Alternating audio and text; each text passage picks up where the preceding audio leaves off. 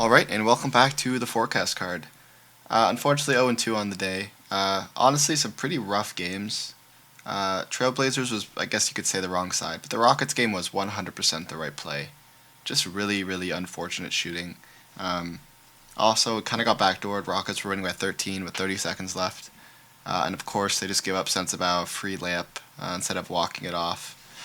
Yeah, Rockets, they shot. Again, if you just look at the peripherals of this game, um, Rockets had 7 turnovers to Utah's 16. Rockets had 51 rebounds to Jazz's 33. Um, I just don't know how they don't blow them out by more than 11 points here. You know why? Because the Jazz somehow shot 54%. One of the worst teams in college basketball. Missing 3 of their stars. No Clarkson, no Collins. Marketed didn't end up playing. And of course, the Jazz shoot 47% from 3, 54% from the field. Houston shoots 32% from 3, 12 for 37, 46% from the field. Jazz just couldn't miss. If they just missed one shot, this is just one of those games where Rockets dominated the entire game, but their shots just weren't falling. To give you an idea, they had 102 field goal attempts to Jazz's 79. Okay, just to put that into perspective. That being said, despite that difference, the Jazz only made 4 more field goals than the Jazz. So they had 23 more field goal attempts and only made 4 additional buckets from those extra attempts. Just completely pathetic shooting, lazy. They even had more attempts at the free throw line than the Jazz, so there's really no excuse to not winning this game by 30 points. Really frustrating one.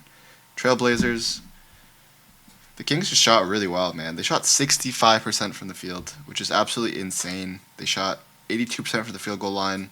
They shot 37% from 3. Obviously, they had 20 turnovers. Kings did. Portland out-turned them over by 10.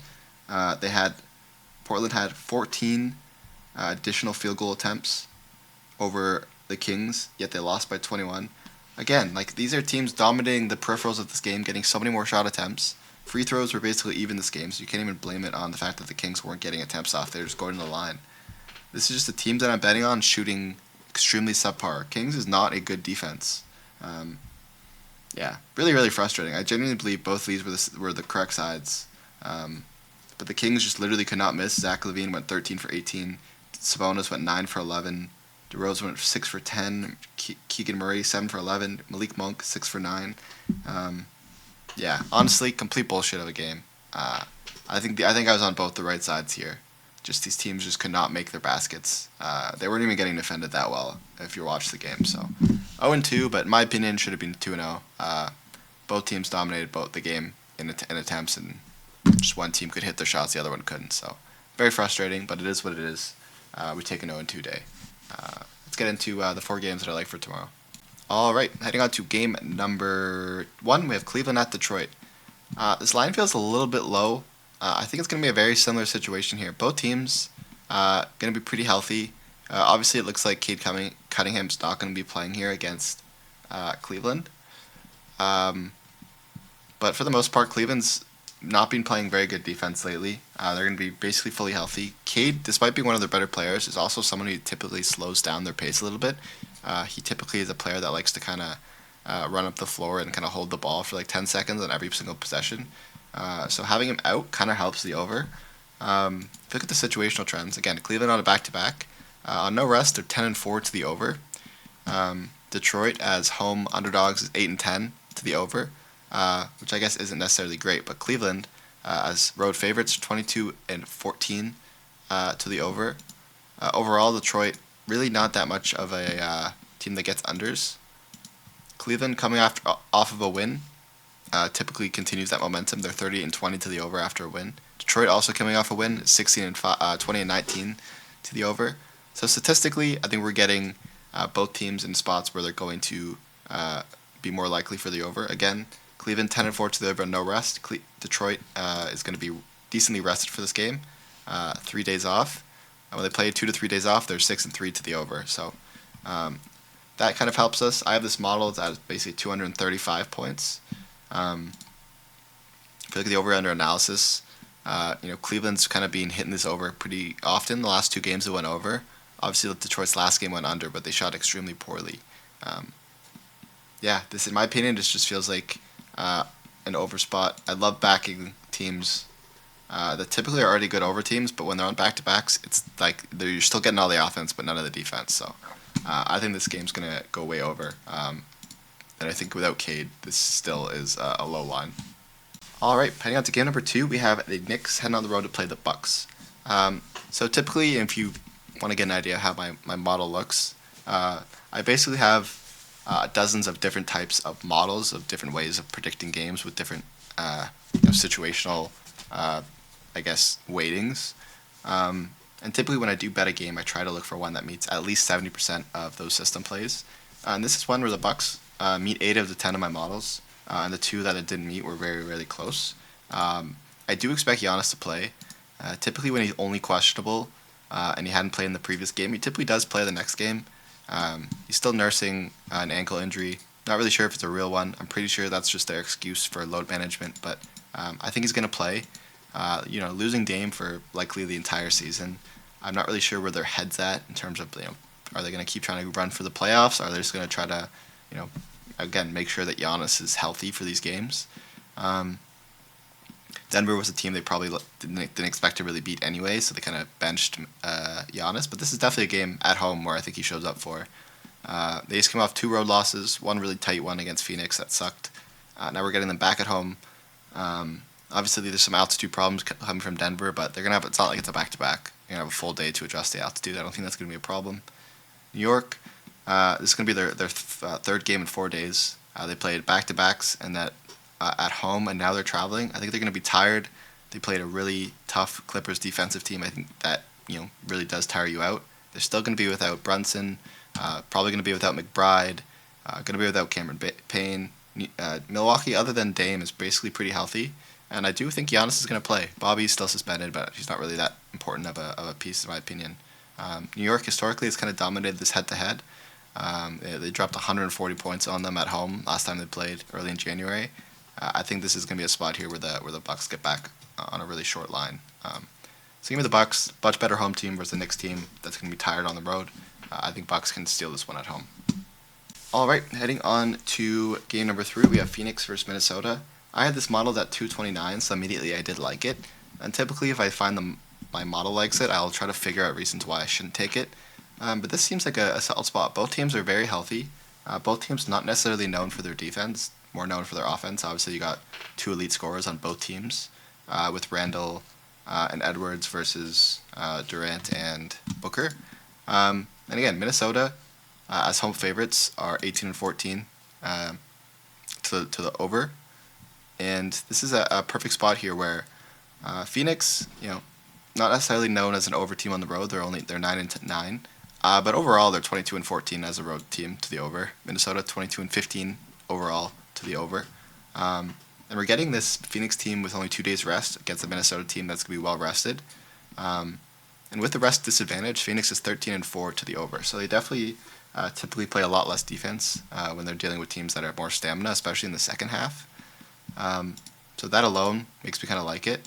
Line movement, kind of went down a little bit back up. That typically for me, especially when it drops a 1.5 and then goes all the way back up, and there hasn't been any injury news, that's usually like the line dropped and then sharp money went back on it and it jumped right back up. And I think the over here is still 225 on a few sites, which is definitely an awesome line.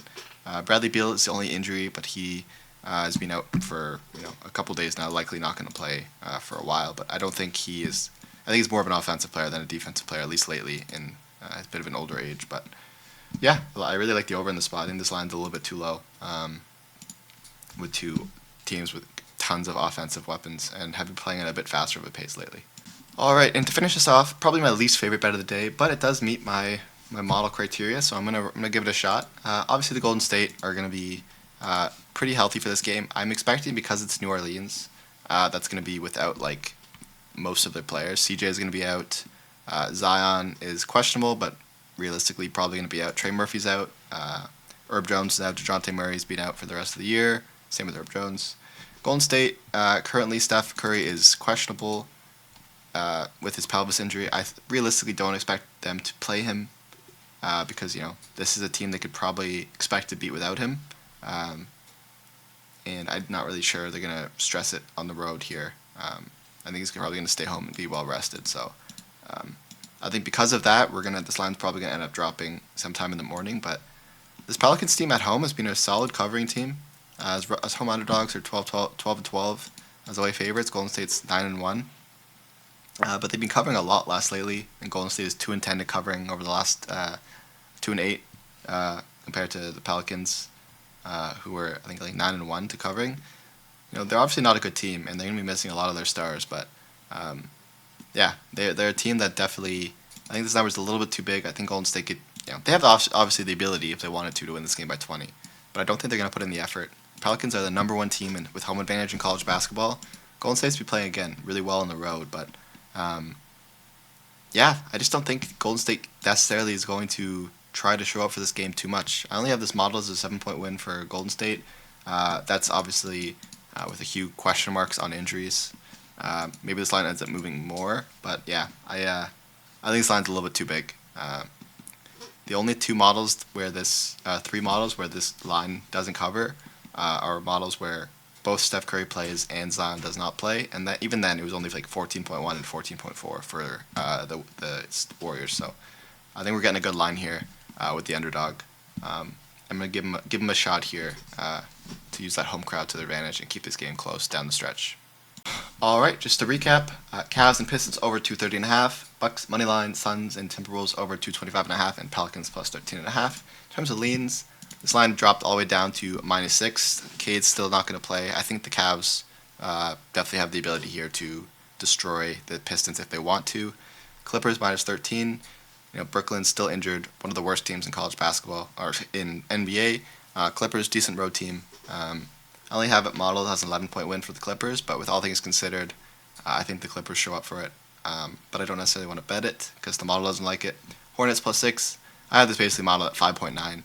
I have no interest in betting this game. You probably get 6.5, and maybe I would touch it. But yeah, the Hornets, not necessarily that good of a team, but Toronto has been really on and off. I don't really know. I guess I'm a Raptors fan. I don't know what our team's trying to do. I don't know if we're trying to push or if we're giving up on the season. You don't know what you're gonna get. Raptors could win by 30, or they might lose by 30, or they might lose in a close game, win in a close game. I don't know. Suns. Don't love this spot for the Suns, or I'm not betting it. Minnesota's fully healthy. But again, Suns have been playing a lot better as of lately. They just had put up a big stinker of a game. I think maybe they're going to show up for this one. Who knows? But they're probably going to be pretty tired. And Utah, Denver. Denver, obviously this line's huge for a reason. Denver coming home, Utah playing back-to-back, being the worst team right now in basketball.